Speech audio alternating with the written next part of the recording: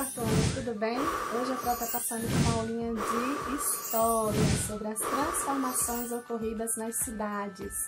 Mas antes de começar, eu gostaria que vocês pegassem o livro e identificassem o conteúdo nas páginas. Vamos lá? Bom, esse conteúdo vocês vão encontrar nas páginas 33 a 36 do livro de História. E as atividades que vocês irão responder, na verdade, é só uma página, página 37. Vamos lá? Transformações ocorridas nas cidades. Então, nos últimos anos, gente, a urbanização cresceu bastante em relação ao nível de crescimento dos tempos passados. Para se ter uma noção, a taxa de urbanização do Brasil hoje é 85 maior que a média dos países europeus. Nos primeiros municípios, antes desse avanço, desse desenvolvimento, a gente não conseguia sequer identificar quem era cidade e quem era campo. E hoje o desenvolvimento ganhou tamanha proporção. Então, se desenvolveu bastante, né? Vamos lá.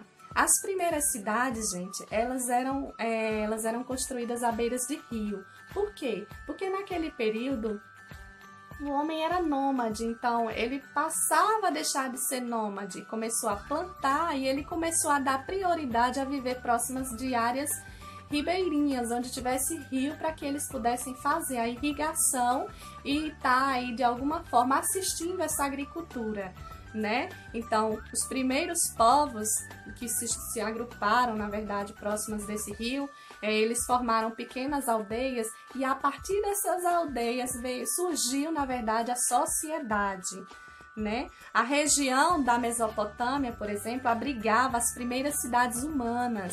Nessas cidades já haviam mais de 1000 pessoas. Essas pessoas eram regidas por sistemas militares que tinham aquele objetivo de proteger a riqueza que a agricultura gerava naquele momento.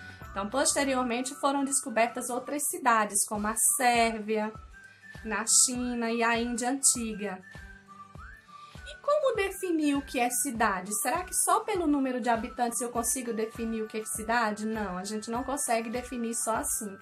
Existem vários outros fatores, como tipos de atividade que é desenvolvida. Por exemplo, eu tenho atividades na cidade que eu não faço no campo, que eu não desenvolvo no campo, e vice-versa.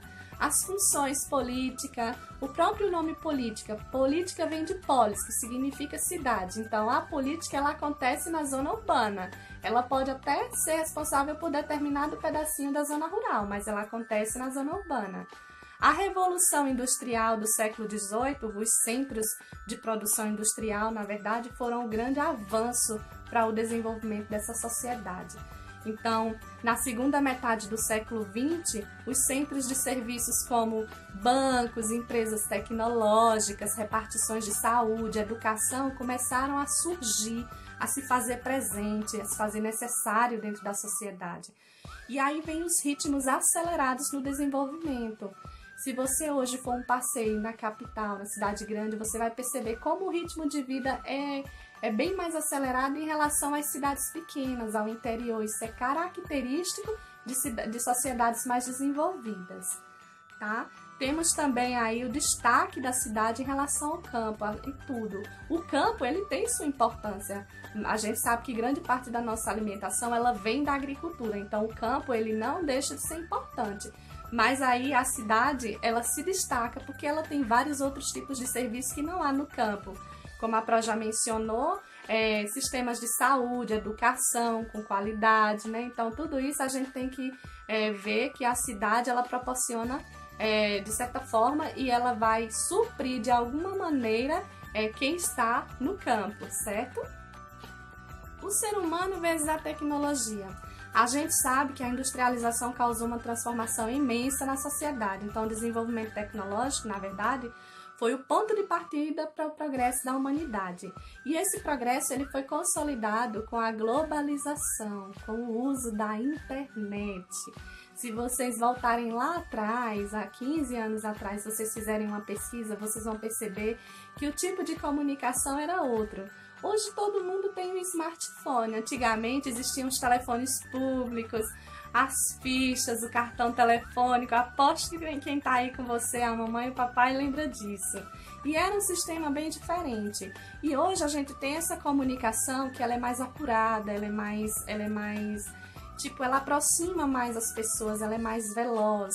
Em questão de segundos eu mando uma mensagem para quem tá no sul e por via WhatsApp. Então, assim, a transformação ela cresce constantemente, certo? Existiam cartas e telegramas, que era um sistema mais lento. Hoje em dia não, hoje em dia via mensagem, e-mail, tudo é mais rápido. Então desapareceram muitas coisas, o telefone público, né? Aqueles computadores antigos, os computadores de antigamente eram bem grandes, hoje a gente tem computadores pequenininhos, tudo isso faz parte do desenvolvimento, a tecnologia, tá? Mas tudo isso também acaba, de certa forma, contribuindo para a desigualdade social. Por quê? Há distinções pelas grandezas e diversidades nas cidades modernas. Então, isso acaba separando os grupos sociais, porque tem uns que têm acesso e outros não. E com isso existe um certo desequilíbrio na sociedade, do ter e não ter, tá? Bem, essa foi a nossa aula de hoje. Façam a atividade e não esqueçam de mandar as fotos para mim, tá? Estou aguardando. Super beijo. Tchau!